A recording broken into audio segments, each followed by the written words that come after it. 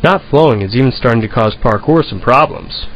One thing I'm seeing today in parkour that concerns me is too many people are taking these moves they see in videos and they're trying to go out and find a place to do those moves instead of going out to their environment and truly adapting to it. That's what parkour is. It's about adapting in the unique way that the environment presents. I see a lot of the community pasting together these 2-3 move videos, and I mean that's great and all, but that's more show. Where's the parkour? It's about flow. You got to see that run go down, and if you're not doing that, you're training, yeah, but why videotape it? I'd want to encourage people who are teaching parkour to move away from teaching, one move and then another move, because it makes it seem like parkour is, a set of tricks. If you're teaching parkour, just take someone out and have them run with you, and just go at their pace and let them overcome obstacles in succession to really allow them to get an idea of what it is.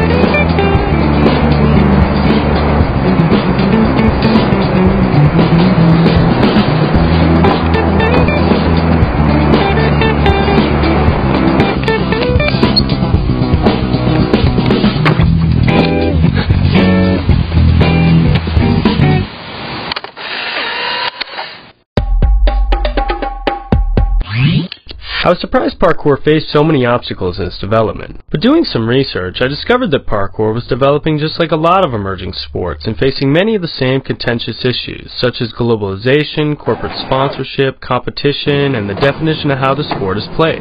I also learned that sometimes a sport will splinter into two slightly altered versions because of a difference in philosophy, such as the use of bolts in rock climbing.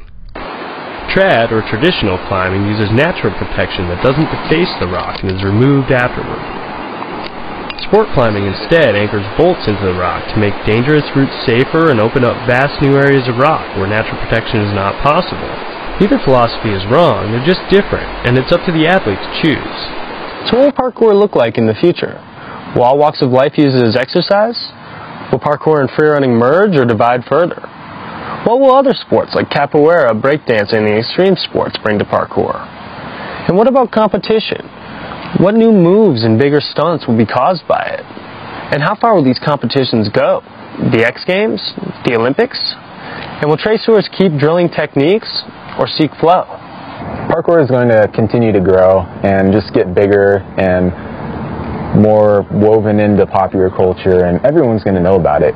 Towards the beginning, no one knew what we were doing, and now, every week people come up. I mean, even today, that little kid came up and he said, "Are you guys doing parkour?" I'd like to see a lot of older people acknowledge the fitness side of parkour and the fitness value and get into it. So what do you think will become more popular then? Parkour, free running, or just either of them as a whole, or neither? I don't even care.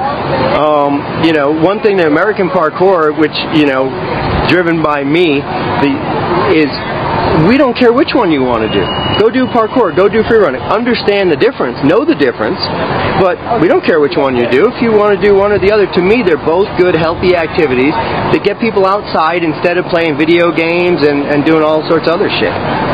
people are hearing the word parkour and wanting to find out what is parkour. The word free running doesn't capture them the way word parkour is for whatever reason. With free running, I think that catches people's eyes quicker, and of course companies and industries want to capitalize on that. I think parkour is going the route of free running. Free running is going to be essentially turned into a marketable international trend. Following the history of sports in America, I don't doubt that someday it will be widely, publicized as an extreme sport. I think there's going to be more injuries and shorter lifespans of tracers. Anything where money's to be made or there's a point to be proven in some way, shape, or form, there will be injuries because people are going to want to always come out on top. But I think once freerunning parkour becomes like a paid sport where they're actually starting to hire or sponsor athletes and they're giving them money, it's going to get out of control. I think people are going to do some insane stuff. I really think the future of parkour lies within the local communities and the people who are really going out there and training together and helping each other. That's such a strong movement. I mean, I know more competitions will sprout up, but the movement of people, training together and helping each other is so strong that I don't think the competitions will ever overcome it. I just want, after my death, the new generation continue to practice, to give for the teach about the practice. Du déplacement or parkour, for me, never mind from that. I just want to give the energize for the heart. Only that.